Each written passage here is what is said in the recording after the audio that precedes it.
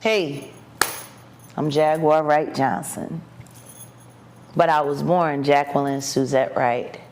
I'm a complicated person. Before the live streams, before the accusations, before the headlines, Jaguar Wright was one of the most powerful voices in neo-soul. Today, she's one of the most controversial figures on YouTube. So the question isn't just what is Jaguar Wright saying, it's why did it take this long for anyone to listen? This is the documented story of Jaguar Wright's music, career, her rise, her fall, and why she decided to speak publicly about some of the most powerful names in entertainment. Chapter 1, Before the Industry. Jaguar Wright, born Jacqueline Wright, is a Philadelphia native, a city known for grit, soul, musicians who don't fake it. She came up in the church, trained by gospel, hardened by live performance. By the late 1990s, Jaguar became closely associated with the Roots, performing background vocals and appearing in live shows during their rise as one of the hip-hop's most respected bands. This wasn't a manufactured career. She earned her place on stage. Her voice, raw, emotional, and unfiltered, stood out in the era where neo-soul was becoming a movement, not just a sound. Chapter 2, The Deal and the Promise. In 2002, Jaguar Wright signed a record deal with Artemis Records. That same year, she released her debut album, Denials, Delusions, and Decisions. Critics praised it, musicians respected it, but commercially, it stalled. According to the industry, reporting from that period, the album received limited promotion despite strong live performances and television appearances, including MTV's Unplugged. Jaguar has since stated in interviews that she felt her label did not fully support her career, particularly because she resisted being reshaped or controlled. This is a reoccurring theme in artists' histories. When the artist doesn't fit the marketing mold, the machine moves on and leaves them for dead.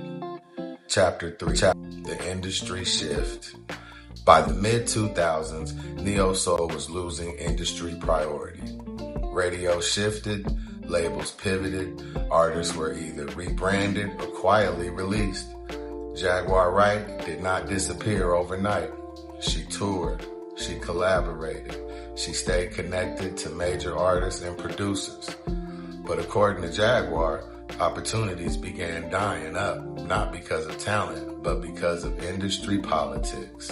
She had repeatedly said that she was labeled difficult, a term frequently cited by artists, especially women, who challenge power structures behind the scenes.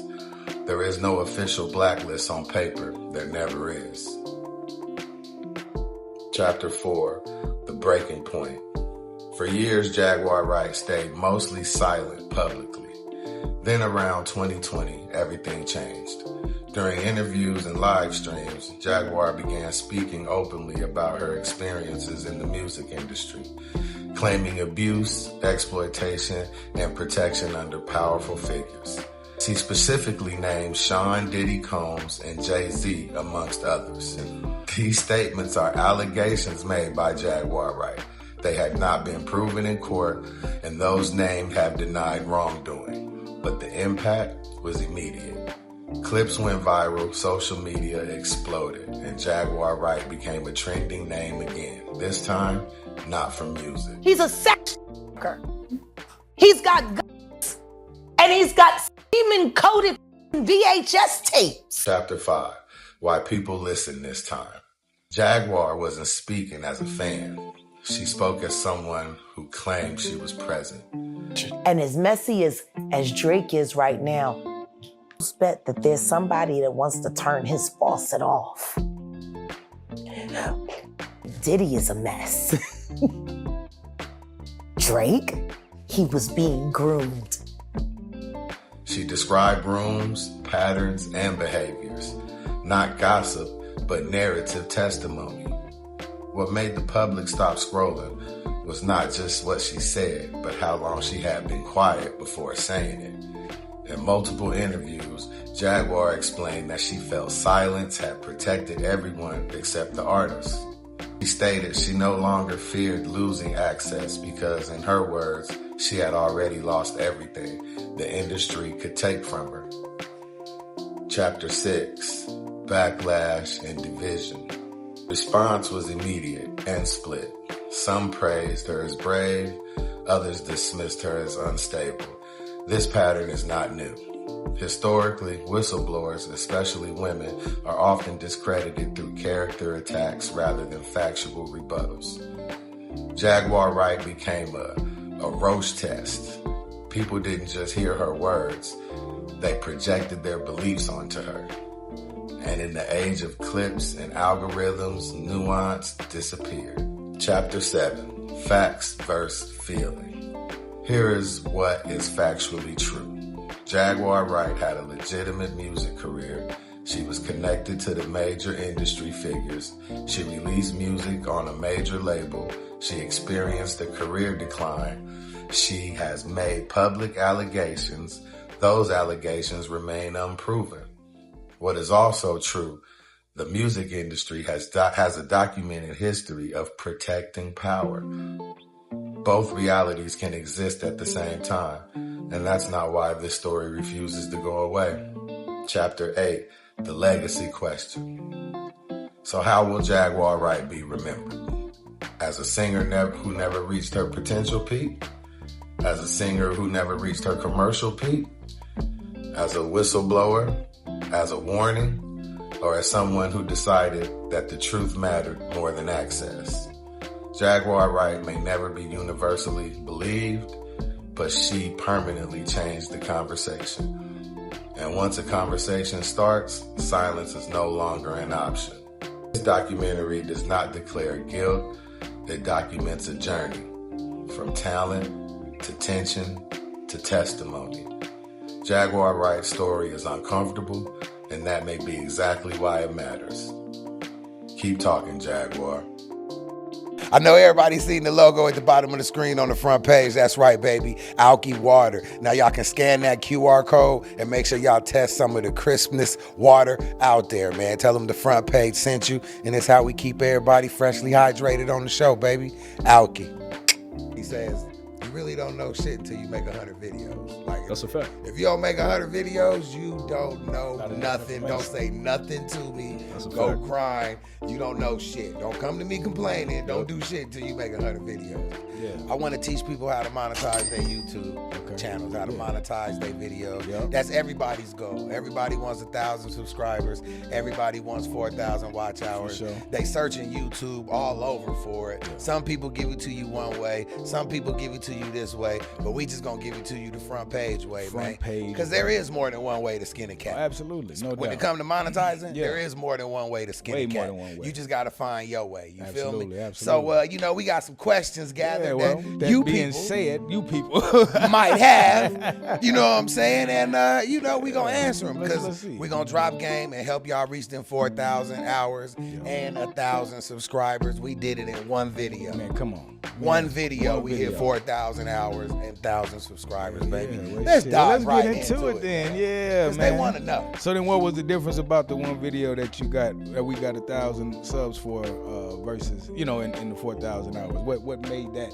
What you think? What made that? The video that monetized the channel, right? We was able to.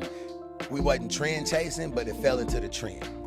What you mean? Okay, so people tell you don't chase trends to get monetized. Stay what you do. Like, I wasn't really chasing a trend. It was just Canelo and Terrence Crawford was about to fight. Right. That was the most searched thing in the world at that time. We was just doing some shit we would do out the blue anyway. It was holler at people in the game because it's a big fight. But then everything hit and fell into place. And that's when I understood trend chasing works. Don't listen to these other content creators telling you don't chase trends. Right. Chase your trends. How else you gonna get? If you a gardener, you better go do something people like, because you're not gonna get 4,000 hours off your first video if you're doing gardening. Right. It's just not gonna happen. Right. But there is people that do like gardening. Absolutely. You just ain't finna hit your hours with that shit out the gate.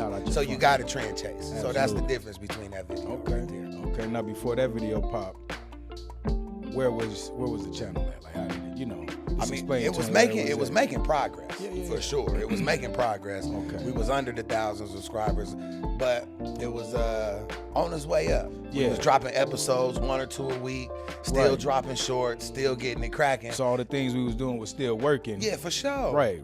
Yeah. Yeah. Okay. That's some later game. In the later Later game, game. baby. Like and subscribe. We giving y'all the game right here, man.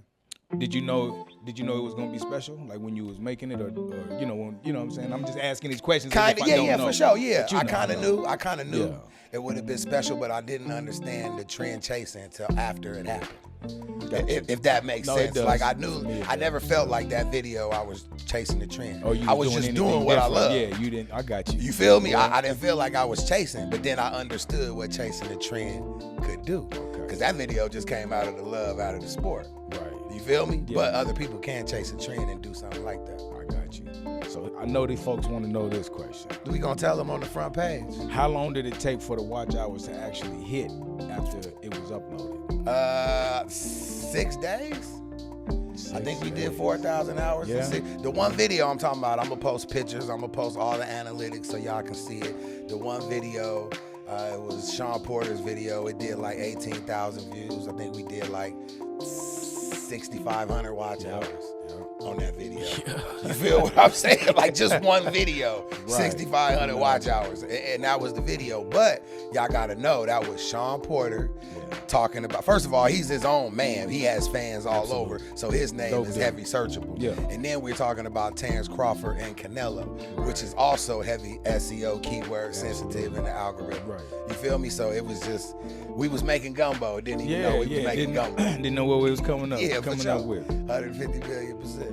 And so you kind of, I don't want to, be redundant, but you kind of answered this. How did you choose the topic for the video? Oh yeah. It was just, man, we had Sean Porter. Yeah. We had the front page podcast. And what else were we gonna talk about in September other Right. than Terrence Crawford and Canelo? And what's crazy is that with that, man, like you said, we just doing what we like to do. Yeah. It just so happened to be cracking. It just so Because happened to be everything that's cracking. cracking be on the front Front page. page, That's baby. why, you know what I'm saying? Yeah, Let's see man. where we at, man. So, you said you weren't trend chasing No, or solving a specific problem. no, I We wasn't. was just doing what we do. And so, well, I mean, I don't want to. It's just what made it binge worthy. Is the question is like what made this binge worthy? But it was just what was cracking at the time. Yeah, it was what was cracking at the time. So people that, like, the whole world was ready for Terrence Crawford and Canelo. Yeah. So it really didn't matter who was putting out content. As long as your thumbnail was kind of tight, you would have got some traction. Right. You understand what I'm saying? Right. So, but it came, the binge watching came from hearing the former world champion, Sean Porter, Exactly. speak on Terrence Crawford and Canelo. Right. That was the binge watch right Exactly. there. Right. And these questions that y'all be wanting to know. Yeah, You know what I'm for saying? sure. So how did we know that people would actually sit and watch it? You don't know. You don't know. You can put hours into a video, you don't get no views. No views. But You got got monetize in one video, baby. You can. We did it. Now, do you think would that video still work today, or was the timing everything? That video, actually, is still doing good. That motherfucker's still making money, even though we dropped it in September and it's damn near January. So it's still doing good. So yeah, it would. Okay. It would, because For sure. one is the fighter. Two is you talking about an historic fight between two historic fighters whose names always gonna be searched for. Right. You feel me? Right. We talk about that. What's that called? What's that? That content, that kind of content. What's that called? Evergreen, baby. Evergreen Evergreen baby. content, man. You gotta make evergreen Got content. to. Sean Porter talking about Terrence Crawford and Canelo. That's evergreen. Evergreen. That's history. That's Anytime you want history. to know about that situation, you can go check that out. Yeah. Our video gonna pop up, baby. We still getting watch out. Oh man, how long was that video? How long was that? That video The length, was yeah. almost an hour. That was about 45 minutes. Okay, 40. Yeah. Yeah. That video was about 45 minutes. What you want this is a trick to YouTube. You want your video to be longer than 10 minutes. There you go. Period. Only because YouTube promotes longer videos to the people, only because they can put more commercials in those longer videos. So that's the only reason why they tell you, man, make sure your videos are 10 plus. Like if that video with Sean Porter had been 8 minutes or 7 minutes, it wouldn't have got the push. Nah. It wouldn't have got the push. You feel me? So it was calculated, but it was just, Okay. some of that good shit. Another question people want to did you outline the video that we just talked? So I'm thinking the question is more like the podcast. I guess the you know what I'm saying? Was it outlined or did we just talk? Nah, man. You don't need no outliners when you the front page, baby. Yeah. You just show up and make the magic Show up happen, and show man. out. Yeah, that's you just it. do We what just you show do. up. Yeah. No outlines at all, Nah. man. You had me, you had WAP, Yes, you sir. had Sean Porter. We was talking about Terrence and Canelo. Let's Everybody know was no need to outline. At that point, it was turn the mics and cameras on. Right. And let's do what we do. So what was done? What would you say was done in the first 30 to 60 seconds to stop people from clicking or swiping away? The editing, bringing in the subject right offhand. You feel me? Like soon as you click the video, it got right to the action. Right. You know what I'm saying? Like